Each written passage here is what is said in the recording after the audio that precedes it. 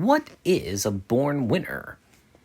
Between the time you're slapped on the back in maternity and the time you're slipped on the slab in a mortuary, you're bound to run into that remarkable creature known as a born winner. It is simply unavoidable. Born winners require a never-ending supply of poor slobs like you and me to use as stepping stones on their way to the top. Some people have the mistaken notion that born winners are just plain lucky. Nothing could be farther from the truth. This word luck implies that it can be either good or bad. For a born winner, this is impossible. His luck always turns out to be good, no matter how bad it may appear at any given moment. Not only do all his clouds have silver linings, but also the clouds themselves are pure gold. A born winner is easy to spot. He's the guy who's drafted the morning the war ends. He's the guy who marries for love and then discovers his bride concealed the fact that she's a millionairess to avoid fortune hunters. He's the guy who's turned away from a fancy restaurant for not wearing a tie the very same night that 36 diners succumb to food poisoning. Coincidence plays a large role in a born winner's life. And guess in whose favor?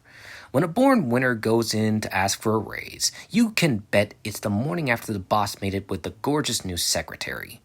When a born winner has to exchange his tickets for a hit show to another night, you can bet he's avoided the night both stars are replaced with understudies. When a born winner decides to try another route to work for the first time in 10 years, you can bet it's the day riders burn 15 cars along the old route. In one strange way, a born winner needs to be pitied. For the rest of us, one of life's thrills is its uncertainty. This thrill is denied the born winner. He always knows how things will turn out. If he kicks a dog in front of the ASPCA shelter, he knows he'll wind up being rewarded for dislodging a bone in its throat.